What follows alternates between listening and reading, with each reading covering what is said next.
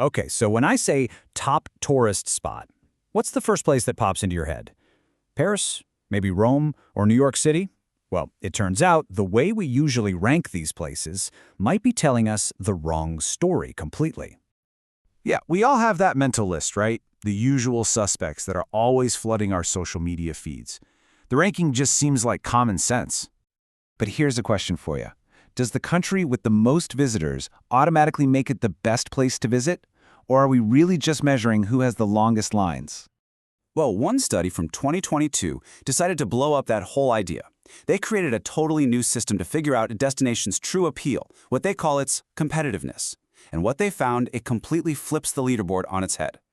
So first, let's just look at the classic ranking. This is based purely on how many people showed up.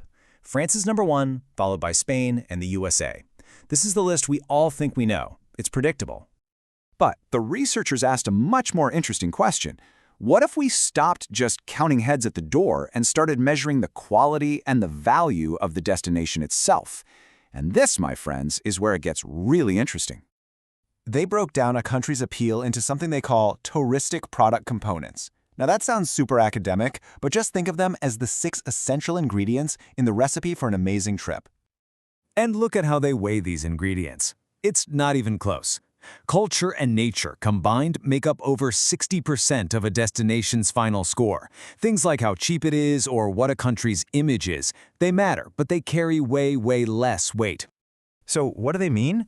Well, you've got cultural attractions, like historical sites and big events, natural attractions, parks, scenery, all that good stuff, and then you have the practical things, tourism services, like hotels and ATMs, transportation quality, price, and finally, a country's overall brand and reputation.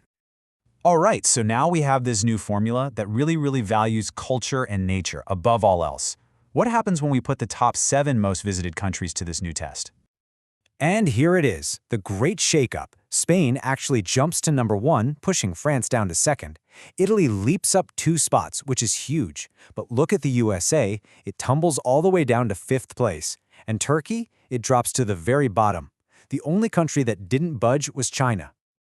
I mean, this is a massive shift. So what happened? Why did the rankings change so dramatically? Let's dig in and see what's really going on with some of these countries. First, let's talk about the big winner here, Spain. We already knew it was popular, but this study suggests it's actually the most competitive tourist destination of the whole group. So, how did it manage to get ahead of France? Well, they were really close, but Spain just edged out its rival on the practical stuff. It scored higher on its tourism services, its prices were a bit more accessible, and it had a stronger overall image. Those small wins were just enough to steal that number 1 spot. Okay, now for the other side of the coin, the biggest drop, the United States. It went from 3rd place in the popularity contest all the way down to 5th in competitiveness. So why the big fall? Well, the US absolutely crushed it on practicals like transportation and services. But, and this is a big but, remember that cultural attractions category? The one that's worth a whopping 39% of the total score? The US had a really poor showing there, and that one single low score was heavy enough to drag its entire ranking down. You know, maybe the most puzzling, most confusing result of this whole thing was Turkey.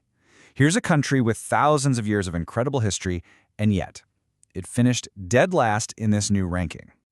It was so weird that even the researchers who wrote the paper were scratching their heads. They literally called it extremely surprising that a country with such rich cultural and natural beauty would get such low scores in the 2 most important categories.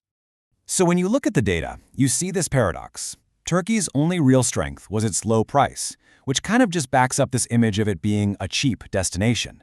It got the worst scores of all 7 countries in those super heavily weighted categories of culture and nature, and that's exactly why it fell to last place. So I think the big takeaway here is pretty clear.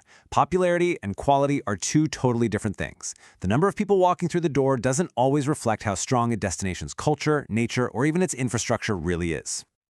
But before we officially crown Spain the winner and call it a day, the researchers pointed out a pretty important limitation in their own work.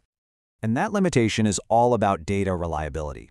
You see, the study had to pull information from all these huge international reports, and the authors themselves admit that this kind of data can sometimes be outdated, incomplete, or even just based on someone's perception rather than hard facts. Let's go back to that turkey puzzle for a second. The study suggests its terrible score on natural attractions might be because of extremely incomplete or inaccurate data. So the ranking might be reflecting bad data, not necessarily a bad destination.